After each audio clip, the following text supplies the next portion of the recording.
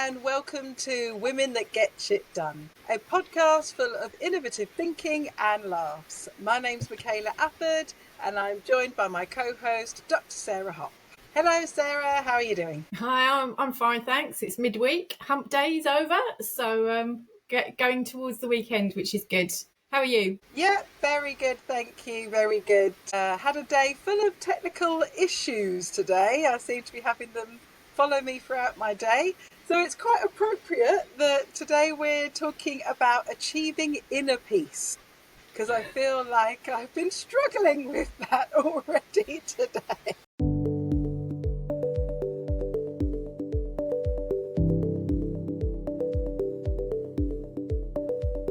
So for the benefit of our listeners, this is about the third attempt in the last 10 minutes of us trying to start the recording of this podcast, because I've been having all sorts of technical difficulties and my inner peace has been tested. How about yourself, Sarah? How's your inner peace been this week? This week, my inner peace has been, it's been up and down. I've had to really work on my inner peace. I think, a couple of glasses of wine have helped with my inner peace this week.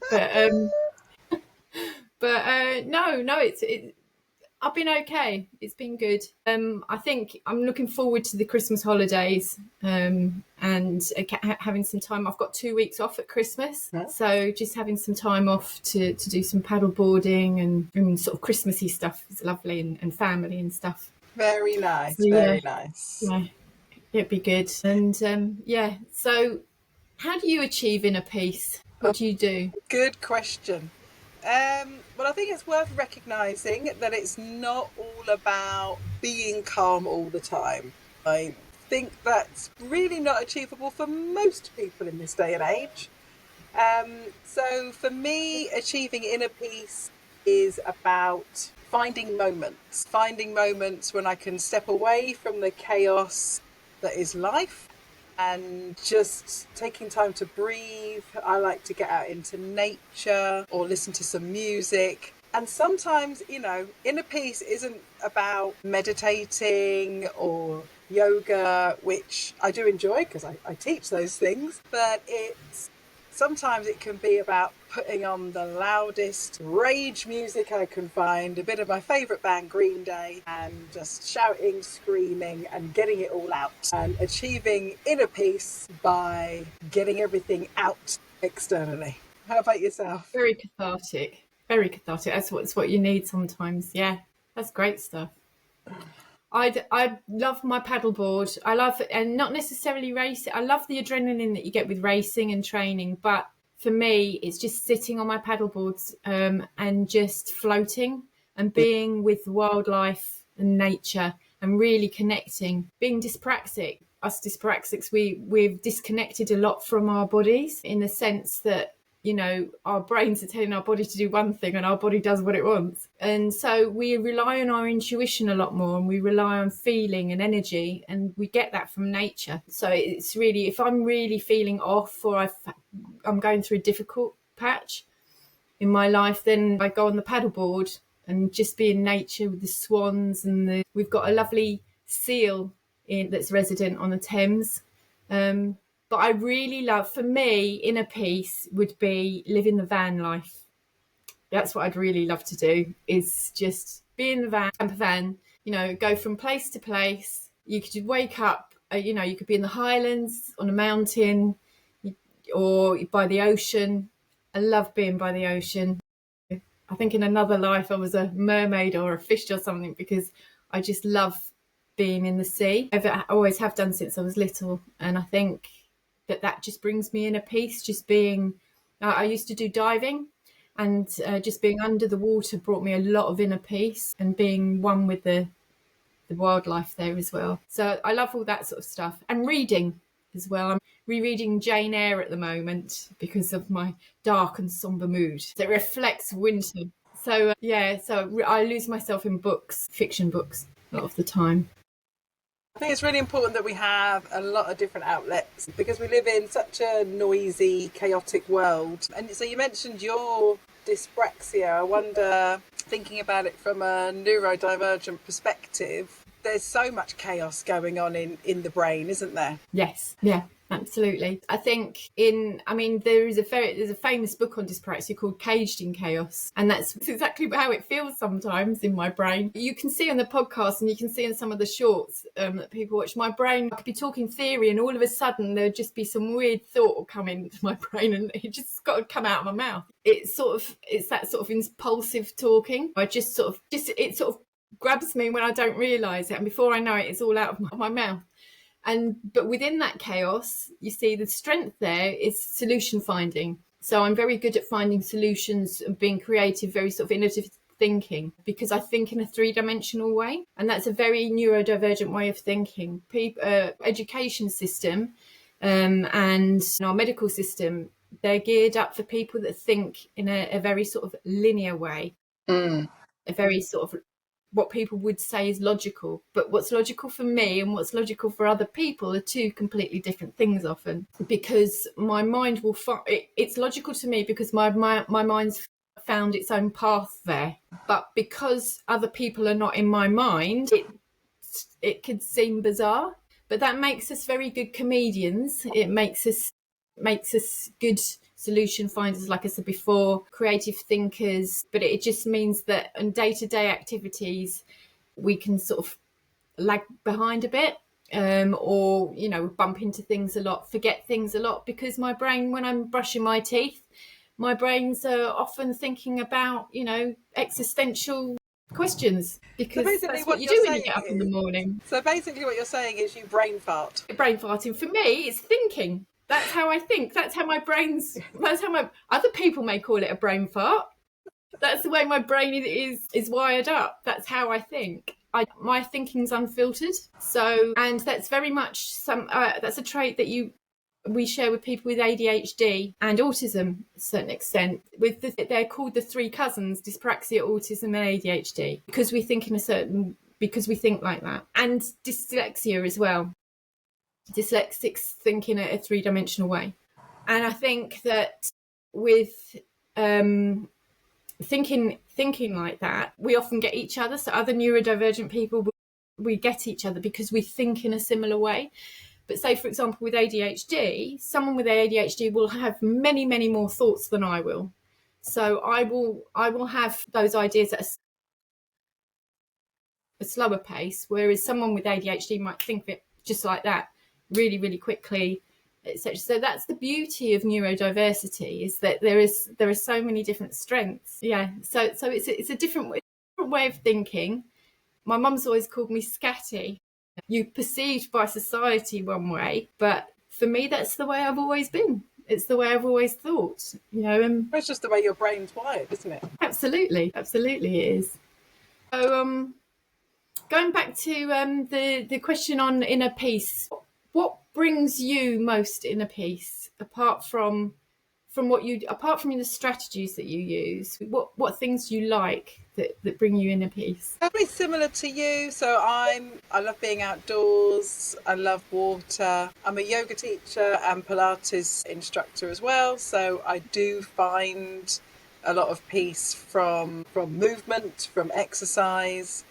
Although, as I said earlier, it doesn't have to be that sort of calming, relaxing type of exercise. So I also teach other group fitness. So sometimes getting hot and sweaty, or getting the legs burning with some squats or something like that. It's about that, I suppose, self-satisfaction. Yes. I think that's the thing totally that really, I hear you. Yeah, that really brings me inner peace, is being happy within myself. Yeah. So when I feel good, whether that's because I've achieved something, or whether that's I've just had a really good workout, then I feel productive. I think, ultimately that's what brings me inner peace, is a feel of productivity. So again, it's probably apt that this podcast is called Women That Get Shit Done, because that's what I thrive on, is getting my shit done. Yeah, it's that sense of achievement, isn't it? And satisfaction. I love that. I had that when I graduated at University of Glasgow. I don't know whether you've ever been to the University of Glasgow, but it looks like Hogwarts.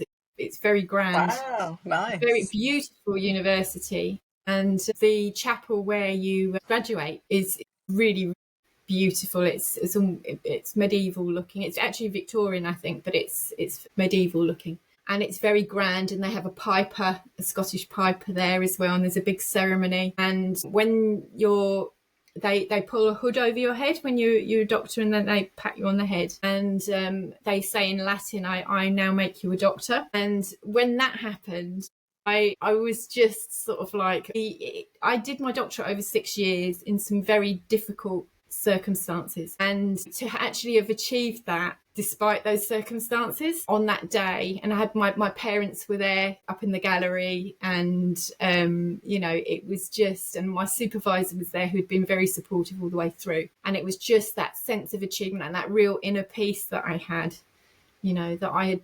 And anyone that's done a doctorate would tell you it is absolute hell. It's a fantastic journey, but you question yourself the whole time, because with a doctorate you have to find something that other people haven't found. And when you sit your viva, you're sitting in front of a panel of experts in their field who have been specifically chosen because they're experts in their field, and you have to defend your thesis. That is the most terrifying experience. I passed, and I passed with a fantastic accolade as well. It was announced in one of the academic journals. It was really, I think that was one of the most memorable moments of my life. I think is the moment that I graduated as a doctor. That was inner peace. Well, I should imagine just after 6 years of studying, that was inner peace in itself, having come to an end of that journey. Yeah, absolutely. And having to do that on a full-time job and difficult background circumstances, I think doing all of those at the same time was difficult. And that's why I'm glad that I found paddleboarding afterwards, because it was something physical. I mean, I've always done sort of exercise and stuff, but doing something physical was great. But I get what you're saying about the exercise, because I go at 6:30 in the morning. I go do a spin class before I do my weights, and they put on like sort of it's done with sort of nightclub vibes, and they put really cheesy songs on, and getting that heart rate up on those bikes with that music. You come off the bikes, and I'm really sweaty, but you get such a buzz. I had it this morning, and it really sort of sets you up for the rest of the day. And then I go into the gym, and Lauren, if you're listening, I've been pulling the 30 kilos like you told me with the battle ropes. So I did that today as well. They set that up for me in the gym, so it was really good. Nice. Yeah. As a practitioner, what do you try to do to create inner peace for your clients? Well, patient, obviously, but it's so hard, I find, for people to really relax. At the end of the class, I tend to try and do a 10-15 minute meditation at the end of a yoga class. And because people's brains are it's the natural function of the brain to continuously producing thoughts. So it is really hard for people to stop thinking. So generally, guided meditation, I find, is one of the better ways of achieving that. Or just focusing on breath work, so some pranayama practice is something that most clients find helpful, because if we just have silent meditation time, the brain doesn't stop. It keeps trying to produce thoughts, and then you'll find you're laying there trying to relax and then having a go at yourself inside because you can't relax, and then your shopping list or what you need to do tomorrow pops into your head. And we are continuously thinking, sometimes overthinking, sometimes even just thinking about what we didn't get right in the class that we've just done. So I find that with clients, some guided meditation or some breath work practice is the best way to achieve that.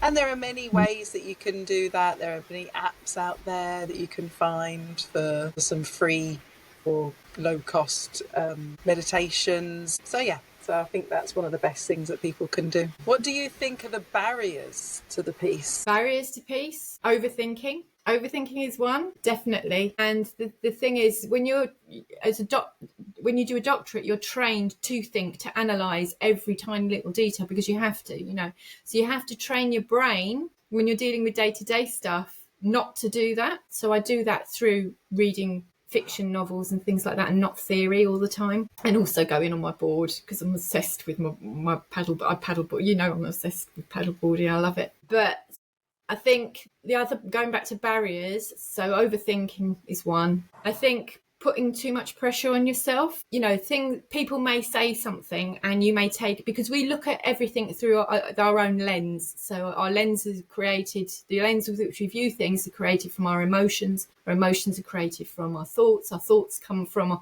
our past experiences and all that intersectionality of our disposition, etc. And so we may hear something from someone, and then our brain starts working overtime on it, and then they think, oh, well, they're judging me, and the other person may not be judging at all, but someone may take something the wrong way, or there is a miscommunication. And that often happens, especially if someone's neurodivergent. So like sort of dyslexics, we can take things literally sometimes, or with ADHD, autism as well, there can be a lot of miscommunication. And sometimes you have to I think that's why self-reflection's really, really important, because you can think, oh, hang on a minute, did that person actually mean what they said with that? Or did they mean something different? I think as well, sort of doing, like you were saying about meditation, doing things like shadow work is very good. So sort of doing sort of worksheets. Sometimes just for myself, I do self-reflection. So my team at work, I make sure that they have an hour of self-reflection each week. So they're not allowed to do admin. They're not allowed to see students in that hour or anything else like that. They do self-reflection. And that can take any form they want. They can go for a walk.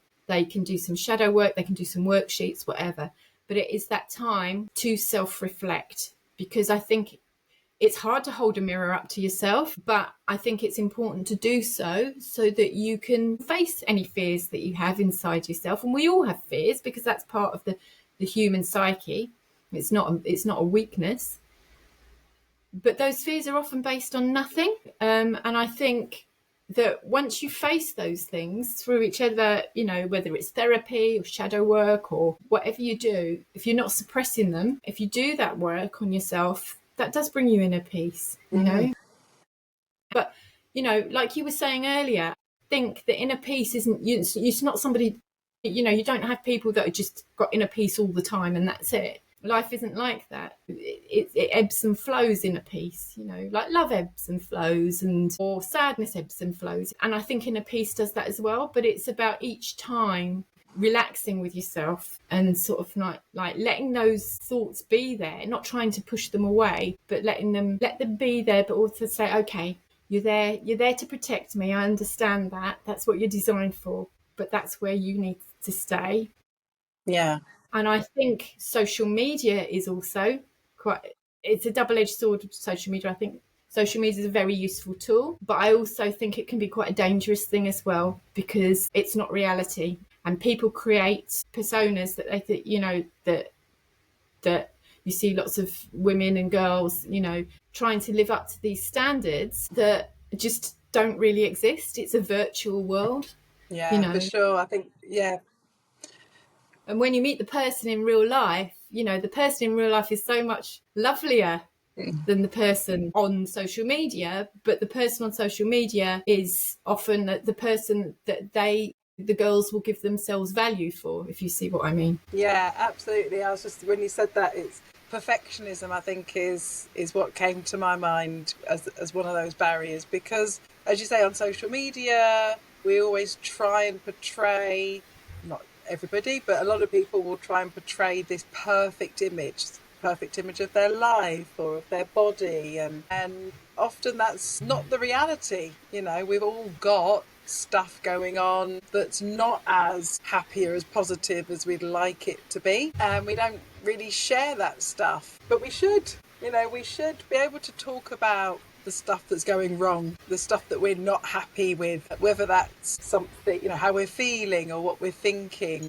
That's really what can bring inner peace, is acknowledging those things and talking it through with a friend or a family member, someone that you can trust, that will bring some perspective back. Because we're overthinking, we're overanalyzing, we're trying to show this perfect life, we're comparing ourselves. And I think women are the worst for that as well. You know, we are constantly comparing ourselves to other people. And as it is, we have enough of a fight and a struggle.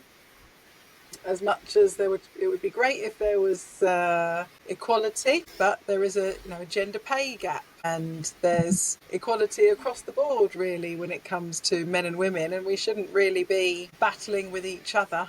That can definitely be a barrier to inner peace. Yeah. So thinking then about creating your own peace plan.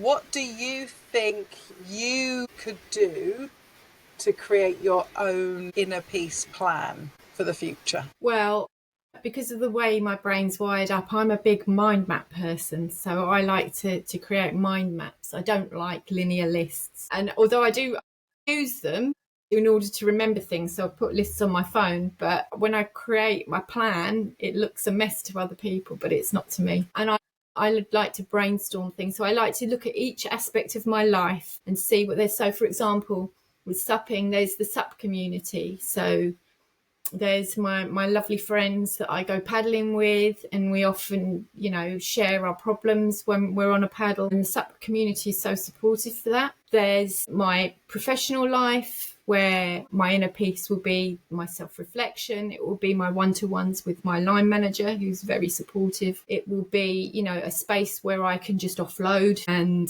a safe space where having safe spaces to offload it. They're very important, I think. Yeah. Doing things that I enjoy, so the physical aspect as well, so the paddleboarding, going to the gym, going out to the National Trust places, historic palaces, all those sorts of things. Going out to every so often to a cocktail bar or something, or going out to dinner with friends. That's another thing. So looking at each aspect of my life and seeing what brings me peace. And it could be energizing peace, and it could be sleepful peace as well, Are you going to be combining any of those, like porn stars on a paddleboard? I mean, I should say porn stars martinis on a paddleboard.